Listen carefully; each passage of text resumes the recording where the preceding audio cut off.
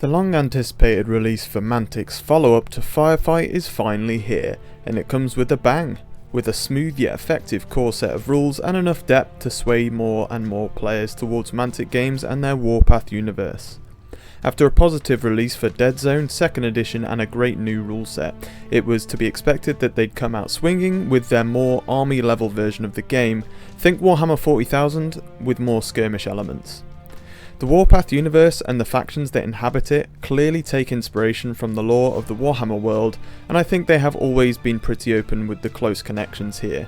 However, they've put their own spin on the Warpath universe, making it a landscape and setting with more political and territorial reasoning for war. Rather than the endless and grimdark war of the Warhammer 40,000 universe, set in the galactic co-prosperity sphere, the humans, otherwise known as the GCPS, are greedy in their expansion for wealth and control of the galaxy. And this brings many other factions into conflict with them and each other for various reasons. The Marauders, for example, are an orc race supported by the GCPS to ally with them and fight for them in their ever-expanding campaign. However, the cunning Marauders armed by the humans decide to turn on the GCPS, now flittering space in pirate fleets causing havoc wherever they go. Or take the Forge Fathers, a space dwarf race who believe that all planets and moons in the galaxy were breathed into existence by their god Farangir, and that all of this is for them to work with and claim as their own no matter the cost. With a host of 7 current factions to choose from and a plethora of models from tanks and monsters to infantry, there is much to choose from in Firefight, with plans by Mantic to release more in the future.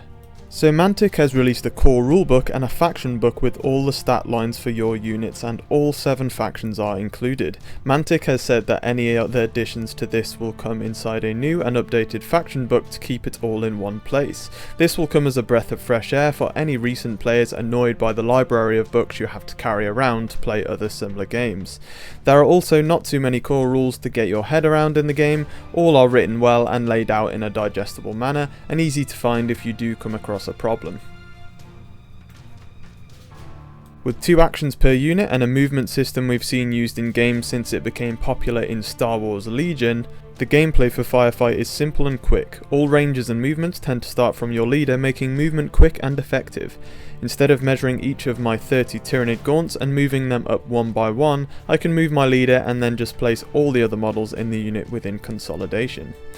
Dice rolls are on a d8 and provide slightly more variation than a d6. This just gives slightly more variation in attack-defend results to help balance the game against opponents with stronger units than yours, and always gives the underdog that little chance that they need. Beats turning up to a table against an army where you know you've lost the game before it's even started. This, combined with not too many stratagems and command orders to learn and keep track of, means you are on a more even playing field with other factions. Obviously, you'd expect eventually there to be more rules and orders to be introduced, but at this moment in time all factions feel balanced to a point where you can turn up to your local club, play a competitive player, and at least get past turn 2. Then there's the fantastic decision on activations, and what really makes this game sing. This is the you go, I go mechanic. So I activate a unit and then my opponent does. This is becoming a more logical choice in modern gaming, no matter the size game you are playing. It means you aren't waiting an hour for your opponent to finish their turn, and all you get to do is make save rolls or remove dead models or units. Instead, you only have to wait for your opponent to activate a chosen unit, and then you can choose yours. Orders also put a spin on this though, where you can spend a point to chain activate out of sequence at a vital point in the game and activate 2 units in a row. We especially notice this to be a very intuitive mechanic when combined with other faction orders to make one awesome long activation, with multiple synergies in play. This can really make each faction feel unique, and for the most part Mantic has managed to capture the narrative feel of each faction within the game. By making orders feel unique to their background, each faction has access to 3 or 4 faction orders, and each commander has a command order they can use also. Combat always culminates with a winner, or at the very least a draw. This means that with a winner the opposing unit has to fall back and with a draw, both units fall back instead. This means you don't get a long slog of combat lines across the battlefield. It keeps the play moving constantly and fresh. This is easily one of the best mechanics in the game for me. The shooting also feels balanced, and most weapons in the game are linked to keywords. Nothing from what we tested seemed ridiculously overpowered, and there are rules here to stop players spamming too many of the same weapons in one unit. However, your special weapons do feel very different with these keywords, and do what you'd expect that weapon to do on a battlefield. Also, armor piercing is a thing in this game, so make sure to use that cover. You can also pin your opponent's units with pinning weapons once you hit, and if you win an assault combat, you also pin the opposing unit, meaning they have to shake the pin for their first action in their next activation. Our attacks are a pure hit and then wound type scenario with no defense or save rolls, another mechanic that helps speed up gameplay without taking too much away. A lot of abilities help balance this though, allowing rerolls of your own or your opponent's dice to make units more resilient. We advise that during your games of Firefight you definitely include buildings of some kind.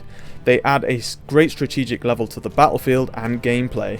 The awesome feeling of taking a large building after charging it with a 10 to 20 strong unit of Marauder commandos, pushing your opponent out the other side, is so gratifying. Or leaving a sniper unit inside a fortification for extra armor buffs and cover bonuses, guarding objectives from afar.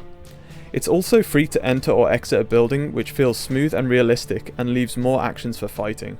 Buildings are also balanced though. If you choose to occupy one, you cannot hold objectives outside it. This makes you make tactical choices as to which units will run for objectives and which will benefit from the safety of a building. Providing covering fire or waiting for an unexpected enemy unit to move nearby is a great way to overwatch your opponent.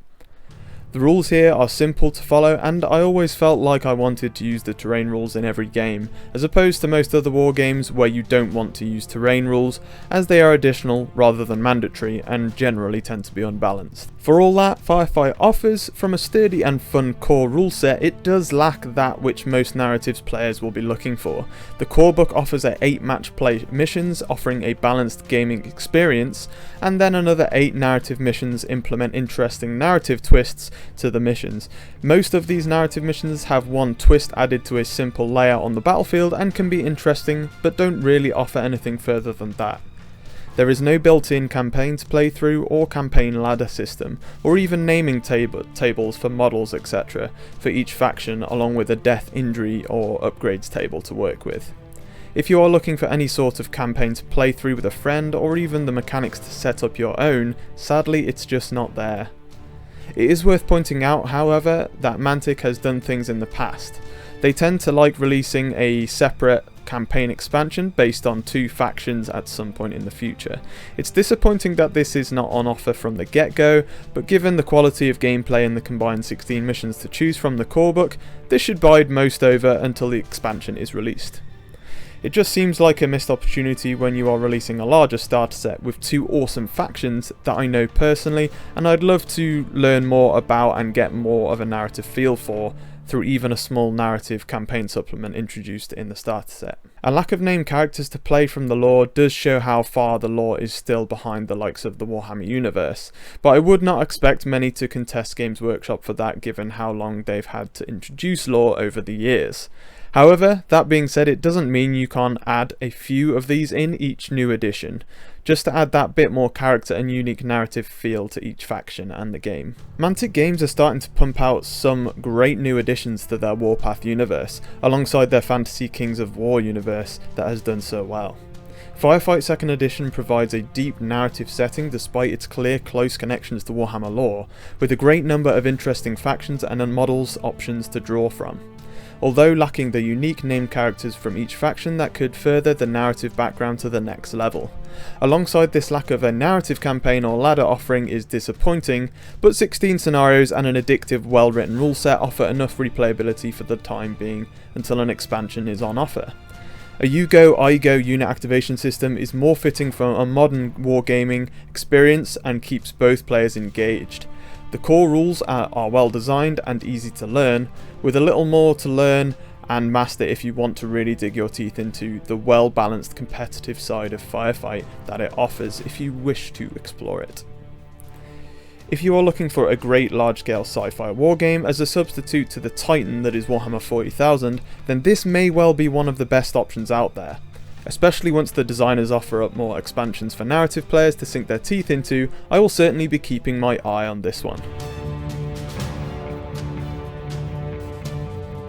For the full written review of Firefight 2nd Edition, head over to Wargaming Luke or hit the link in the description below. Check out our sponsors board in Brum for all your wargaming needs, and for all things Firefight, keep it right here at Wargaming Luke. But for now, as always, happy wargaming.